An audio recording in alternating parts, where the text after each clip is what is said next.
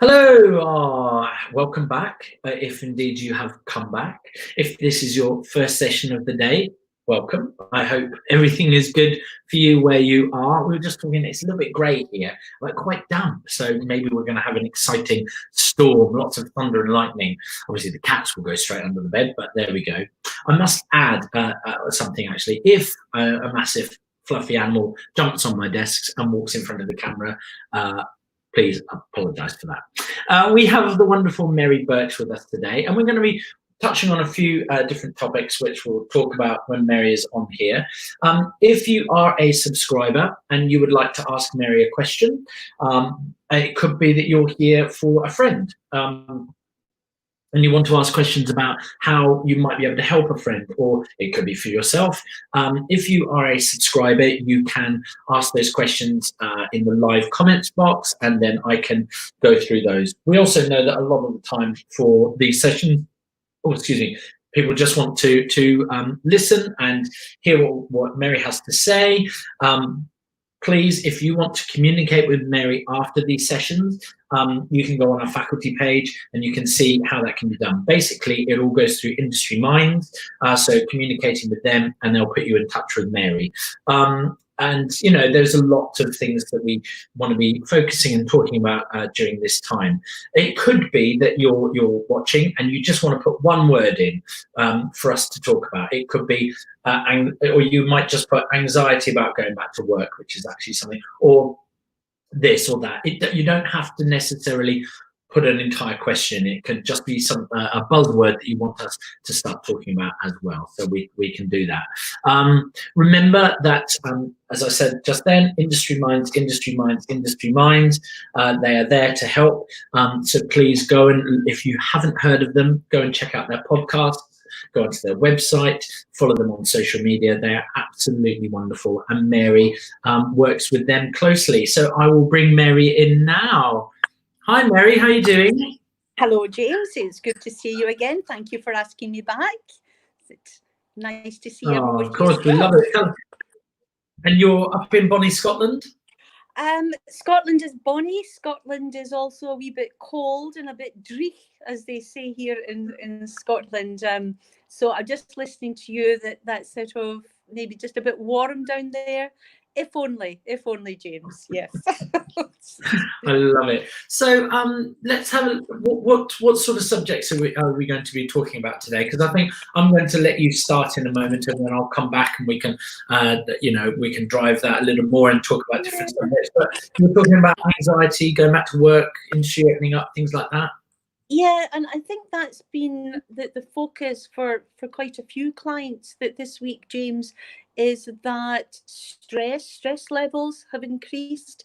The anxiety that now that things are opening up after lockdown, the anxiety that's creating in people. Do you know, when we think that how hard it was to come into lockdown and people were desperate to get back out there, for some that's proving to be quite difficult. So maybe chat about that, how hard it is to come out of lockdown, and maybe a bit again just going over stress, that it is okay, and maybe a bit on connections as well, because I'm finding that people, because what are we, 3 months, whatever, that the connections, the face-to-face connections, people are beginning to feel something from that, missing those connections. So maybe touch on that a wee bit as well, if there's time, or see what the questions are. And I hope if people do have questions, please to post them. Happy to go wherever folk want to go. Yeah. Excellent. Well, look, I'll give you like 15 minutes just to start that off, open that up, and just talk about those areas, and then I'll come back in and we can chat some more. Okay, thanks, James. And feel free, everyone, to interrupt me to ask a question, or when James comes in, he'll feed the questions back to me. And maybe the first thing that I have noticed this week is the stress. The stress levels for people have increased. And I know I maybe touched on this before with some, that stress is great. Stress is a healthy thing for us at times, because we need that We need that stress that if we're going for a job interview, for an audition, if we have an exam, that stress levels, you know, our short-term memory is right in there, you know, our heart's beating a little bit faster, and it takes us through the moment. But stress is meant to be just that short term, and then it reduces. And the problem is that if we remain in those stress levels, to that fight or flight, where, you know, the sort of the cortisol, the adrenaline kicks in, ready to save us, that if we sit in that for a long time, that becomes quite unhealthy. And that chronic stress starts to take a toll. It takes a toll not only on our physical health, but also on our emotional health. And it's that dealing with stress, you go, well, what can we do? And I always go back to the basics, always to all the things that we can do. Exercise, so important. Healthy eating. Our brain needs food as well, and we know that exercise, you know, it sort of lifts us, makes our mood feel good. And we need sleep. We need to make sure we're in a healthy sleeping regular pattern. 7 hours a night is the ideal. Some need more, some need less, but all those basics are what we need. And so, and with stress, it can increase the risk of heart attack. It can increase anyone, you know, diabetes, high blood pressure. It can increase the risk of depression and anxiety.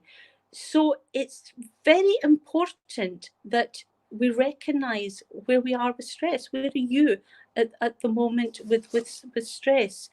Is that, you know, is there chronic stress? Are you sitting at the moment, you know, feeling, someone just described it to me this morning as feeling like those butterflies in your tummy, but they're just always there, that little fluttering. So it really is important that you notice how you're feeling at the moment. Recognize your own signs, your own symptoms of stress, and maybe identify the triggers. What is it with you that creates stress? And I always come on here and I go, well, Zoom and social media is my trigger. And I was doing a chat this morning on Zoom, and they said, come on 10 minutes early, Mary. And I go, yep, suits me, keeps my stress levels down. And then I got the message saying they're on another meeting. And I panic and I go, is it me? Do you know, what have I done? Oh, maybe I've got the wrong time. And that was my trigger. So I'm emailing various people and eventually realising, yeah, it was just a call that was running late, and we got on in time. So what are your triggers? It's sitting and go, what is it in your life at the moment that perhaps is triggering that stress? And once you can identify the trigger, then, and become aware of it, you can really then reduce your exposure to that stress. I spoke to a lady earlier in the week, and for her, the trigger that was increasing her stress was about social distancing. That she was going out, she'd gone into a cafe. The cafes are open down there, and she noticed that people weren't social distancing. That people weren't wearing their masks. They were, you know, they were close to each other, were touching each other. And for her, that increased her stress, her fear. And she did the right thing. She took control and she decided this is a stressful environment, and she left. For others, I've heard that, you know, the noise, if they're at home or they're sharing with others, they find themselves in lockdown, that is perhaps the constant noise in the house that's creating stress. So it's taking control and going, well, what can you do about that? Can you actually then speak to your housemates, to your parents, and go, this is causing me stress, this is causing me anxiety. and find a way to overcome the stress. Whatever it is just stopping to think and saying, what is it? What are the triggers for you? Social media. Is social media something that's causing you stress at the moment?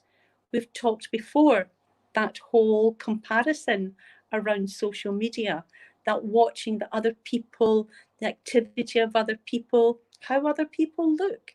Is that something that's causing you stress at the moment? And then it's taking the control of that to reduce your exposure to all of that stress. So all of the things that will help combat that, as I say, the regular exercise, getting 7 hours sleep, talk about it. Be able to say, to family, to friends, seek out that emotional support and say to someone, this is how I'm feeling. I am feeling stressed. This is what's happening with me. Once you say it, it really doesn't have the same hold on you. Take time to do something you enjoy. And again, it's something I say quite often, that particularly with creatives, that they tend not to, a lot of creatives don't take that time to have a bit of fun, to do the things that we enjoy. Mindfulness in reducing stress is practice mindfulness or meditation. Research has shown that mindfulness can have a positive impact on our stress. So we don't need to sit there and suffer. We don't need to put up with this stress and allow it to build up and build up so that it is affecting our bodies, that it's affecting our mental health. We can do something about it. So just recognize it first, and then do something with it. And I'll maybe touch again on something I always say is part of that strength, part of that stress, your own inner voice, that black and white thinking, that catastrophizing, that self-critic. Noticing, is that adding to your stress as well? I should be back at work. I should be doing all the things that other people are doing. So it's looking at all the things that are adding to your stress, as well as creating the stress as well. And go, well, how much is too much with stress as well? Because if you're looking at the comparison, you might be going, well, my friend is not one bit bothered about what's happening here. My friend, or people I know, my neighbour, isn't concerned about getting back out there and getting back to work, getting back into that normal routine. And remember that we're all different. Every one of us, we're different. How we tolerate stress is actually very much part of our attitude. That if we are hopeful, if we're that optimistic, the whole glass half full, then we're less vulnerable to stress. So perhaps looking at yourself and going, what is my attitude?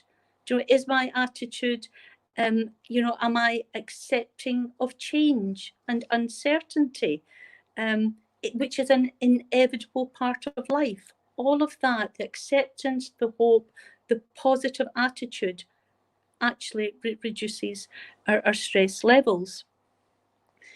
People taking control, people who actually have the confidence in their own abilities to take on the challenges. If you're confident in yourself and take control, you're likely to feel less stressed.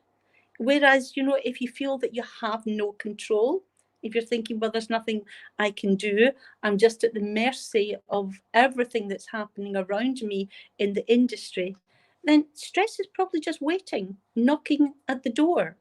So very much around that control and just, taking on the challenge, that there is a challenge there. And one of the big things is maybe to talk about our connections, our connections to others. Your support network, whatever that is so important at this, not just during this time, but dealing with stress. It's a buffer. The connections is a buffer between you and stress. So if you isolate yourself, if you feel alone, there is a higher risk of stress. Look at the people around you. Your family, your friends, your acquaintances. Talk to them. Your colleagues, talk to them. And I know we have been isolating. We've been keeping ourselves, enclosed in our little pods, and we've maybe got quite used to that. But I'm noticing with clients that they're reaching their limit with that they are craving that face-to-face connection that we all need. And it's been great. Social media, talking to people via Zoom has kept us connected. But science shows, that talking to another person face-to-face can actually trigger these hormones that relieve stress, especially when you're feeling low or you're feeling a bit agitated.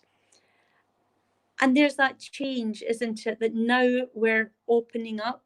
And again, a client during the week, and reluctant for various reasons, reluctant to go and meet a friend for a coffee, but feeling isolated, feeling alone. And you're saying, well, do you know how important it is that if you can find the strength in you, if you can find that motivation to get yourself out there safely and start those face-to-face connections. And that face-to-face connection, a few kind words, a friendly smile, can actually just help soothe our nervous systems. So important. It doesn't have to be anything big. It's just that face-to-face, spending time with people who lift your mood. And if those connections aren't there, well, what can you do to start building those connections? Find a way to start building the connections. Stress can creep up on us. And I think that, again, what people are noticing is that we've been living in lockdown for so long, that the stress levels have been sitting there, sort of building up, and we get so used to it that eventually we don't even notice until we stop and we think. Because, that in the background, that stress is causing us health problems, both physical and mental. So for you, think about the signs, think about the symptoms that are there, be aware of them. And now's the time to take action, to take control and deal with that stress before it takes a toll on your health. I mentioned as well that one of the stressors at the moment for people is coming out of lockdown, and there's been quite a lot of comments. And again, a girl that said this morning, watching her neighbour go off to work, and she's in the industry, and for her those feelings were, feeling inadequate, feeling a bit useless, and you go, well, let's think about that. It's that coming out of lockdown can be hard. It's different for everyone else again. How long did it take us to settle into lockdown? And if you think back to the beginning of that time, that it was a different way of being, and it took us some time to find our way. And so it will also take us, for most, some time to find our way back into that reconnection with our lives. So it's being patient. Don't judge yourself on what other people are doing. And we know the industry, so restaurants are opening, pubs are opening, cafes are opening, hairdressers, and we know that the industry is a step behind that. So it's noticing, it's saying, well, that's fine. We're just that step behind, and that it will happen. So we're not judging ourselves against cafes or restaurants or pubs or anything else. The fear and the anxiety that's there as well for some of getting back out is about infection. the lady who, you know, in the cafe felt that stress, felt that fear, being in a cafe where people are not obeying the rules. And for you, and you go, okay, once you're back out there, you're on public transport, you're going back to do whatever it is you do, you're meeting other people, there is that fear of not just catching the infection, but perhaps bringing that home to others that you're living with, passing it on. And that's a normal response, that fear, that concern, because it's keeping you safe. And all we can say is, you know, then you take the precautions to keep yourself safe, that you wear your mask when you're out there, that because others might not be doing that, where they're not obeying the rules, that you do what's right for you. And if that, you know, if that is sort of avoiding places, then absolutely. And the fear that might be there is reasonable. It's reasonable to be afraid. I find myself, you know, going to the supermarket is still that little bit of anxiety, that little bit of fear. But what we do is, just as we did in lockdown, we build up that tolerance. We're all different. Some settled into lockdown easy. Some found it very, very difficult. And it will be the same coming out of lockdown as well. So it's allowing yourself to build up the tolerance gently. And if you do that, you'll get through the fear. And we're different. Some people, as I say, right out there, no problem. For some of us, and I include me in that, that's going to take time. And that we don't put a lot of worry into other people's behaviours. Do you know, we can, if you're seeing people not obeying the rules, instead of just sort of getting pulled into rumination, instead of fretting over that, worrying about it, over something that you can't control, then perhaps a healthier way is mention it. You know, speak to a friend and go, oh, what about those, and can I say idiots? You know, but what are those idiots in the cafe who were just, you know, who weren't socially distanced? You know, they're putting themselves at risk. You can share that with someone that you trust, and then you let it go. You move on from it. Don't get pulled into sort of condemning people on social media, etc. It doesn't do any good. It's not within your control, so you can acknowledge it, share it with someone, and then move on. Take time to adjust at your own pace, and we are all different. It's about those small wins, it's about those big wins as well. That taking a note of the little small wins, that today you went out, you went to the park. That's a small win, and you build on that, and you will build on that tolerance as well, and that before we know it, we're back to what everyone considers the new norm, and it will be different. Of course, it will be different. But let me remind you of the resilience that you've shown to date, the resilience that you've shown up until, you know, throughout lockdown up until now. And it's that resilience that will take us all through to whichever comes next. And it's very much about, so if we would say, it's about tolerance, it's about building your tolerance at your own rate, that pace. You control the pace. You don't need to be rushing, you know, back to work. There is that negotiation with employers as well about safety, about saying, you know, for me, can it be 2 days a week, 3 days a week, and building up to that.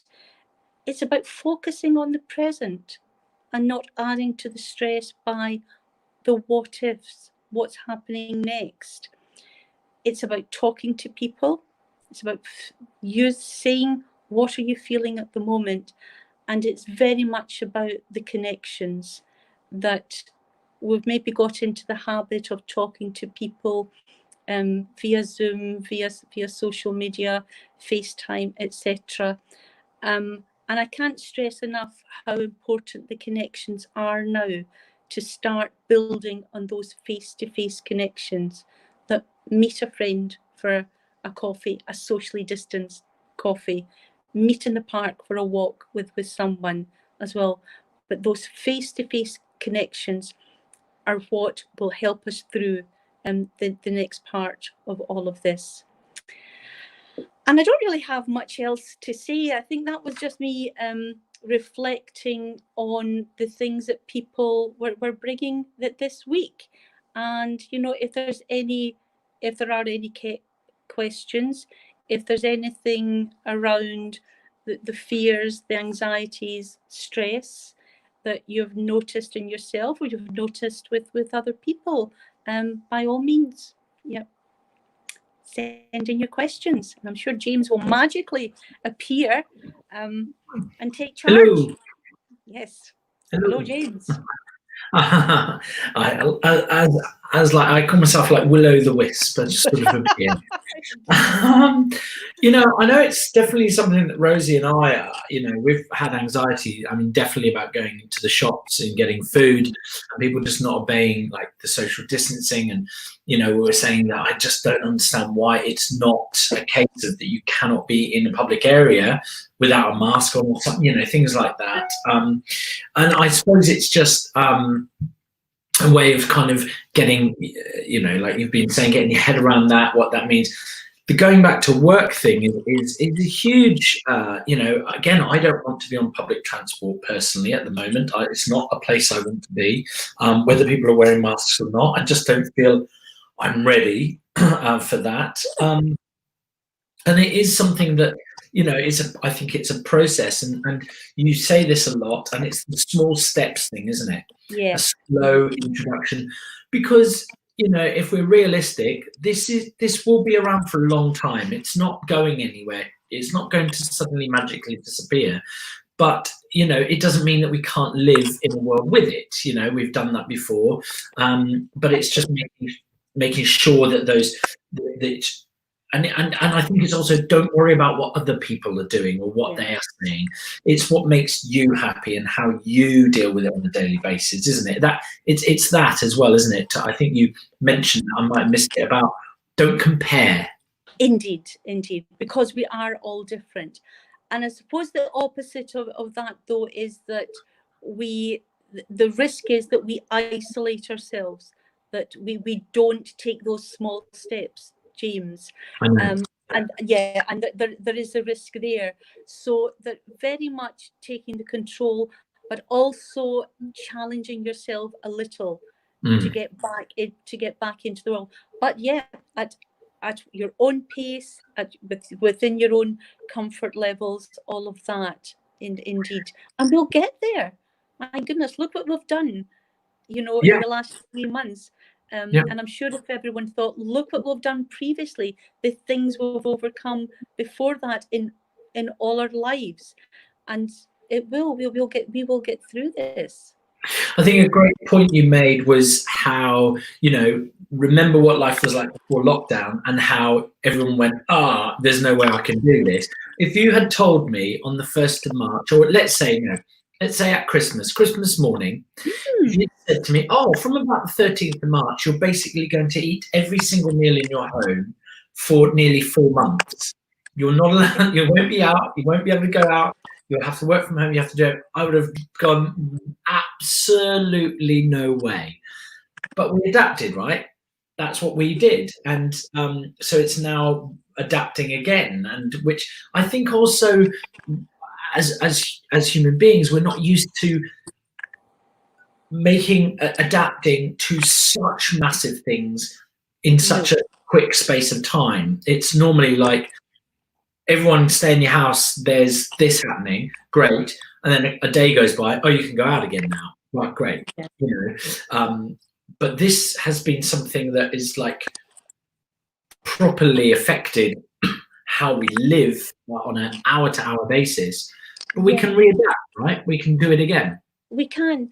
And I think that goes back to the stress as well that I'd mentioned, that yeah, perhaps with some there is that chronic stress that has built up and built up, James, but also that it's mindful of what comes next, because it is very much like that, the sort of the military who in the moment, and you know, they're fighting the warfare that they're fighting, and they're fine, they're okay, and then when they come back, it's in the weeks or the months following that that stress hits. And there is a risk of that with people, that we go, yeah, we're fine, we're back into a normal routine or whatever, and then suddenly it's, you know, that it's that that aftermath, be that PTSD, whatever it hits, and it's being aware of that as well, that all, you know, the signs and the symptoms of stress, that, and that sounds as if I'm going, oh, beware, but it's important that it's not for some, that this may be, we've used so much of our strength, so much of our resilience to take us through that, that once we relax, then perhaps, you know, that this, it will hit us. So it's being aware as well after this. And what, so when that comes, you know, when people, because, you know, people will, there will be people out there that will have lost friends or family members during this time, not necessarily to COVID, but just in life, that, you know, weren't able to go to the funeral or to see them before they passed or whatever it is. And weirdly, and I don't know if this is a real thing and you'll be able to tell me, but weirdly, you know, that is enormously upsetting. But because of the isolation, it feels like it's a valid excuse and reason, not excuse, but the reason to be okay with it. Then when this gets lifted again, where we can start to go back into society, I imagine that's one that would hit quite, could hit quite hard. That whole thing of now suddenly, like, I grieved that loss, but I didn't grieve it kind of in the right way that I wanted to. This isolation made that okay, because it's not as though it was everyone. It was everyone that wasn't able to do that. Okay, I'm kind of sort of dealt with that, sort of, and now we go back out. You know, that could be a mate, or like the what you're talking about, you know, the soldier coming back from war. Yeah. That could be one that could hit quite hard, couldn't it? That could be quite a significant trigger, in fact. The loss of family, the loss of friends, and even wider than that, you know, the loss of connections, the loss of what we knew, what our life was like before. And in the moment, when we're here in the moment, that, you know, we are using that strength to manage things, and perhaps not noticing how significant those losses are, or even the expectation of us, James, the expectation of others that, come on, you know, chin up, get on with it. Right. The expectation of ourselves, the pressure we put on ourselves as well, that not acknowledging the emotions. It's one of these things that we're maybe pushing down, you know. And well, then we were going through a grieving period, like with lockdown and the loss of our world as we knew it. We were already grieving, and so then to lose someone, I can't imagine, like, you know, what you start, like, what does that do to you? Like, you're in stage 3 of grieving for the world and industry and your life, and then you're told to go back to stage 1 again. You know, did you do that? How did that, do you know what I mean? It's like, whoa, what's happening there? And I can only imagine what could happen. And I think indeed, because perhaps, you know, we think, oh, we've managed, be that the, you know, the loss of someone, and all the things that that do bring closure as such, that help us through the grieving process, where we have, you know, that we can cry with someone, we can cuddle someone, we can have that face to face, which has been denied us because of COVID-19. So that there is that perhaps that missing part of the jigsaw, and we may well find ourselves, people will find themselves thinking they've come through the grieving process and suddenly they're back, and that's okay. It's normal as well. And I would hope that people, if that's where they are, they find themselves back into this process, this grieving process, that they allow themselves to accept the emotions. If they're feeling angry, they're angry, and accepting that they will move through it. They will find a way to go through the grief, the process, and they will reach that acceptance at the end. And remember, grief is as well that we do go. Sorry, James, go. No, I just, because I want to interject before you go away from this point. I think that the physical thing that you're talking about is a massive part of the grieving process. To hold, you know, Rosie and I say people are upset. You know, did you say lost me then? I lost the sound a little bit there, James. Sorry, I don't know if you can repeat yes. that. Okay. No, I'll repeat it. Like that physical side when somebody is grieving is a massive part of the recovery. You know, like if Rosie and I are feeling sad or down, you know, we'll say, "Can I have a cuddle?" It's like it's part of our makeup as human beings to be physical to people, and so yeah, to you know, and you saw on the news, it was wonderful. You know, families reuniting, and the first thing they did was cuddle each other, and that's the first thing. You know, it's not, we didn't just, you don't just stand there, you embrace. And I definitely think a massive part of the recovery to grief, is it? Yeah, and it is, well, it's part of that connection, isn't it? That we are social creatures. And we need that, you know, that we need the social groups, we need that connection to help us move through anything. And when that's denied, to know that it very much impacts on our health, on our well-being. So if that part is missing as well, it's something else that we've got to find from within ourselves, how we manage, how we get through that. So it adds to that stress, it adds to that anxiety, because we've missed the cuddles. Yes, and that's why I would urge people that now we have that opportunity to get back out there, that face-to-face connection, and with the people, you know, with pods, whichever, that there are people you can cuddle. It's crucial, and people will notice. You saw the faces on TV, is what you're saying, that those cuddles, Yeah. you know, the faces of those individuals, the joy that was there. And you can actually see the physical well-being, the mental well-being being lifted in that moment. And if there's an opportunity for that now, then absolutely is to take it, not to hold back, not to isolate yourself. So recognize whatever the fear is that's keeping you back from that, and allowing yourself to then go through and manage that loss. Even if it is starting afresh, looking at it again. Yeah. We have cats, and something that we said was that landlords should lift the no pet policy, certainly cats, during this lockdown, because go and save a kitten. Because if you are struggling with isolating and being around people, and you want, oh my gosh, like we have 2 cats, and just to pick, like when this all started, I would just, the poor things, we'd grab them, and just, there was just that wonderful connection with them. And it's just little things like that, you know, it's go and save a kitten, don't buy one.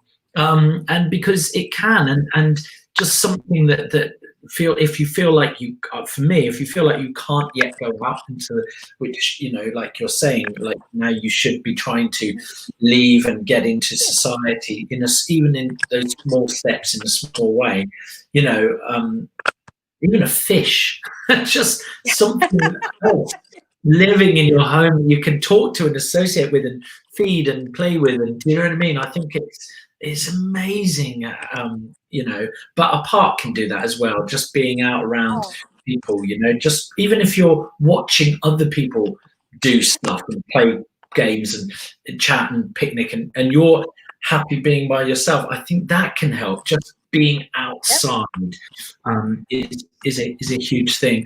Talk to me about, as well as people being able to contact you, which obviously, and as we said on the faculty page, you can find Mary's lovely face, click on there, and you can find how to communicate through Industry Minds. What are the can you talk through like the wonderful resources that are out there, like Samaritans, etc., that, and if there are certain ones like for people to communicate with, are there ones that you've worked with closely in the past? I suppose I think they may be slightly different in Scotland. Right. Would you have time to talk? There as well, that there is time to talk. There is NHS 24. There is the Samaritans, and maybe people can share some on the chat as well that they are aware of. There are so many. Certainly for me, Time to Talk is one, because again, there's maybe out of hours, you know, that it's those wee early hours of the morning when people are maybe, you know, wide awake, where they're struggling with their thoughts. And there are there are wonderful organisations out there, and there are local ones as well. I know we have a few local organisations that people can get in touch with.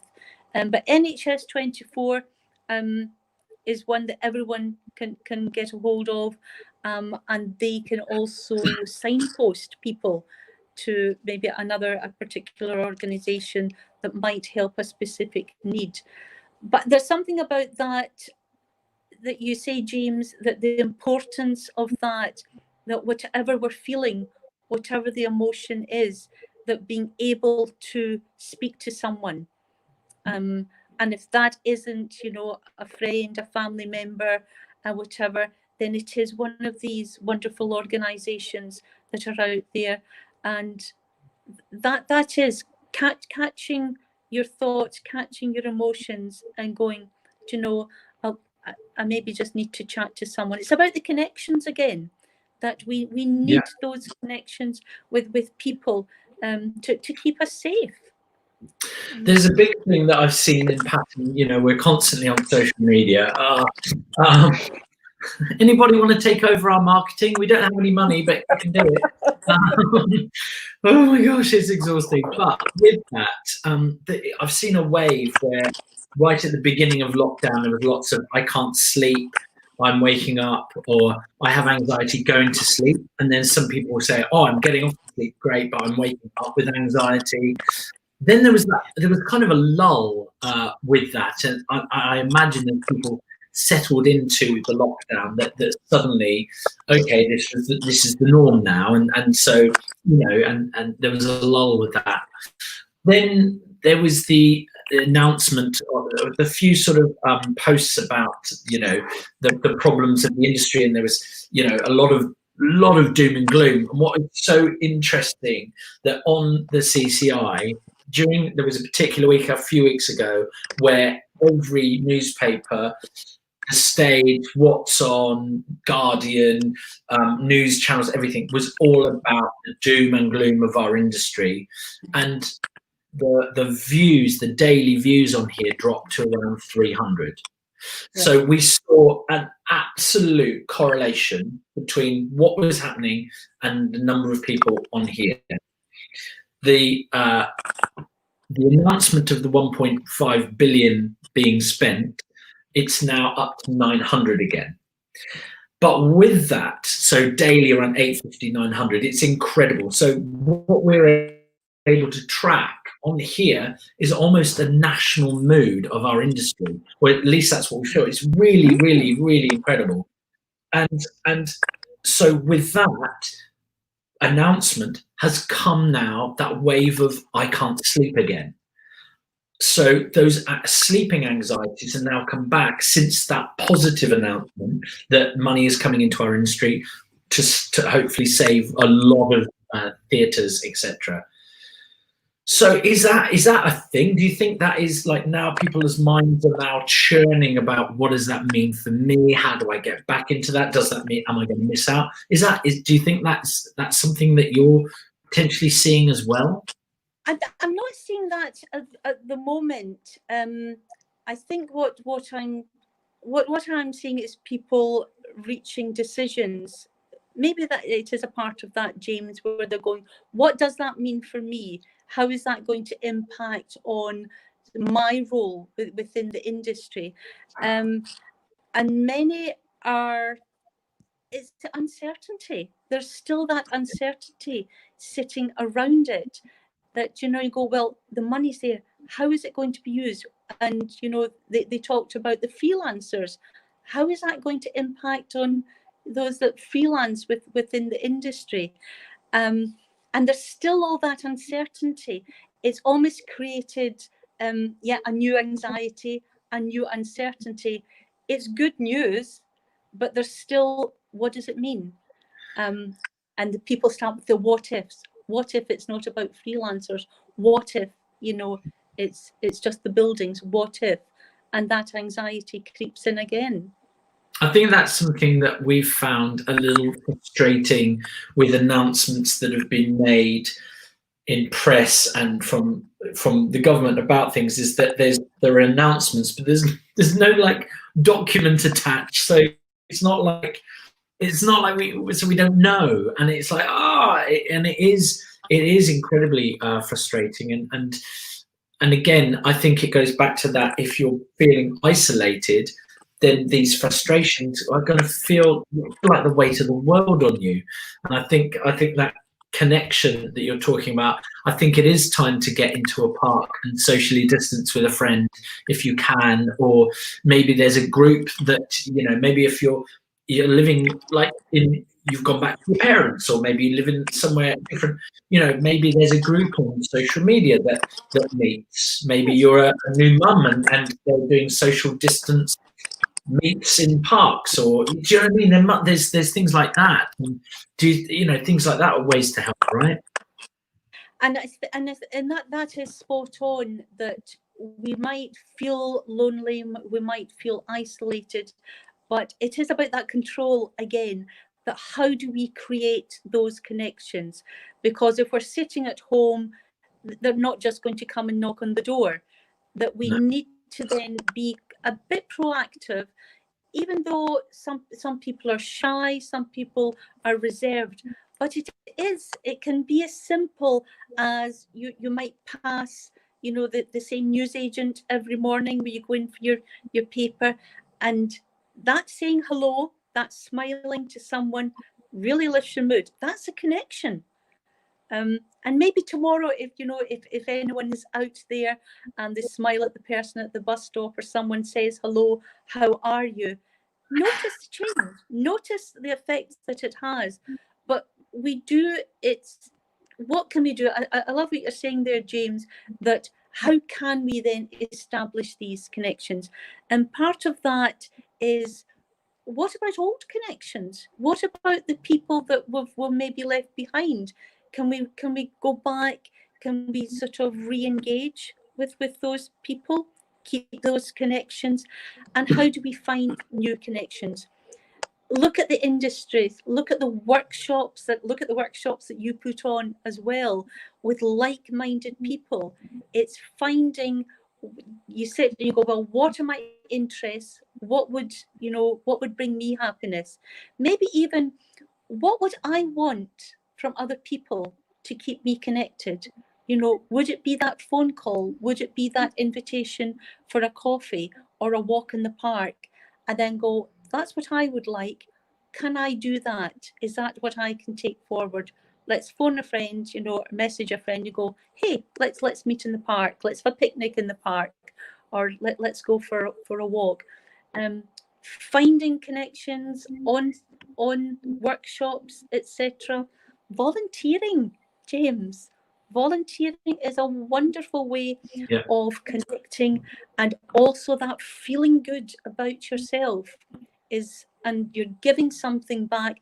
It's a two-way street, isn't it?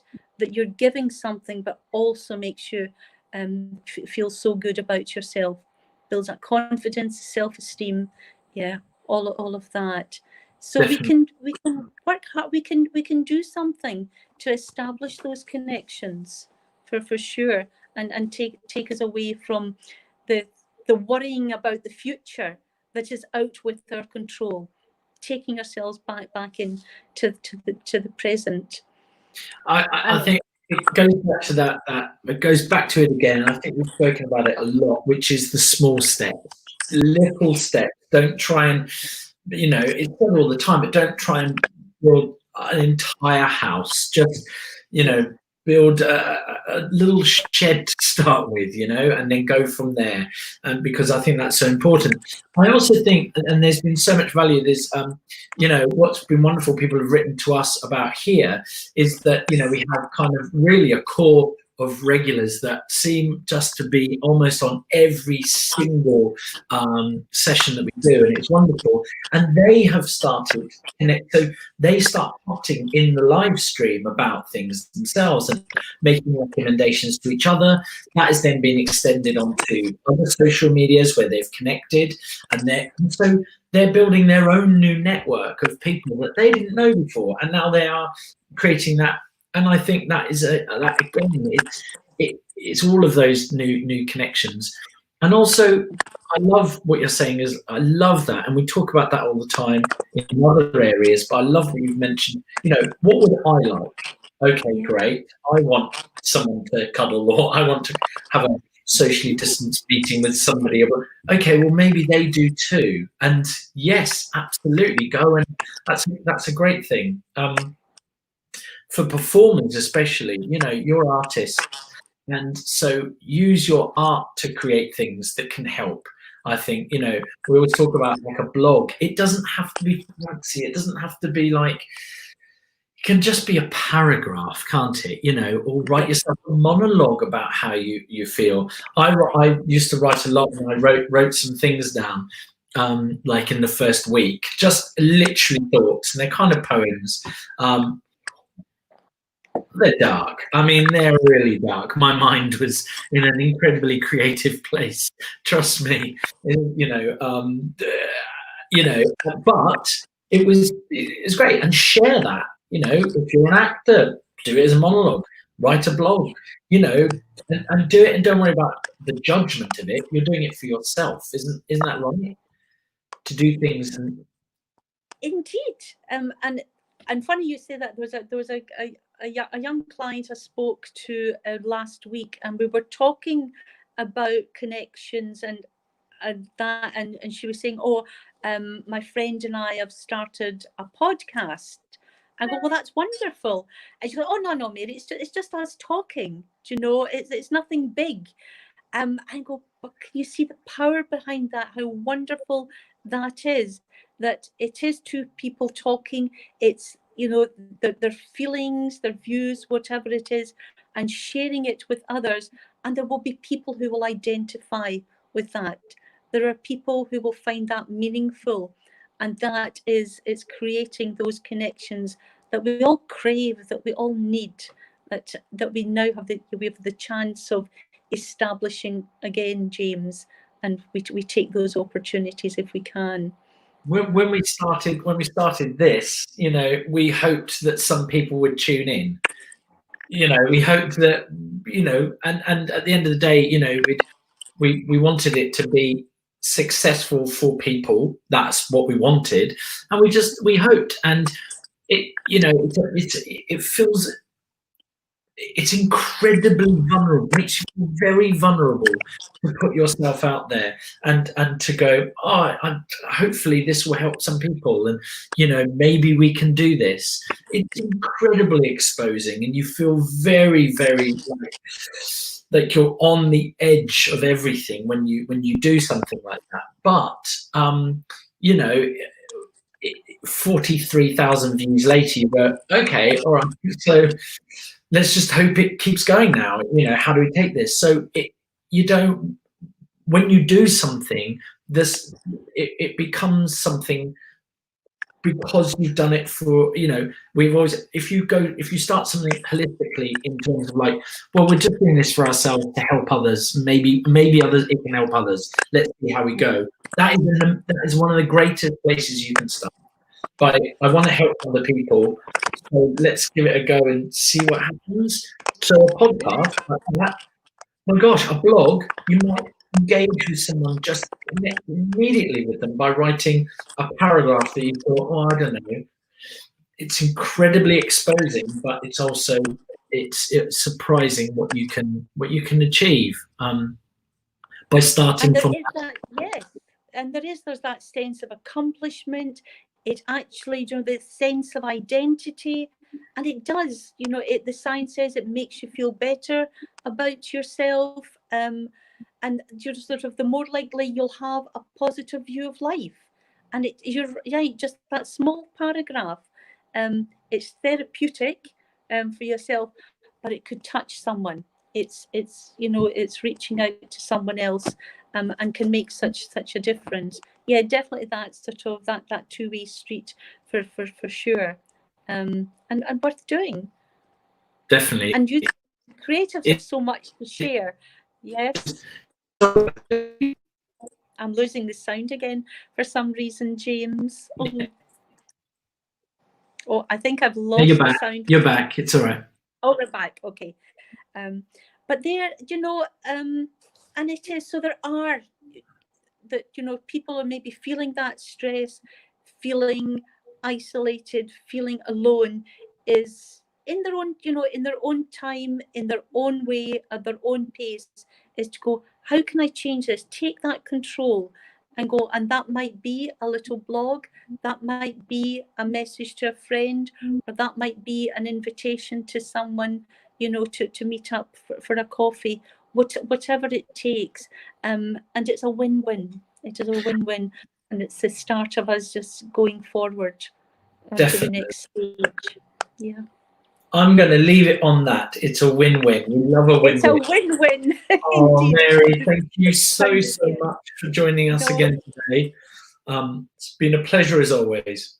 Thank you, James. And I'll hopefully catch you all next time. And again, if there are questions that people felt they were unable to ask today, please feel free to email me, and more than happy to answer them. And I will catch you next time. Oh, thank you, Mary.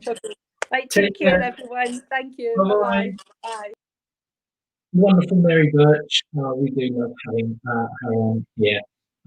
Thanks so much. Oh, yes, making art a therapeutic art makes us feel free and alive.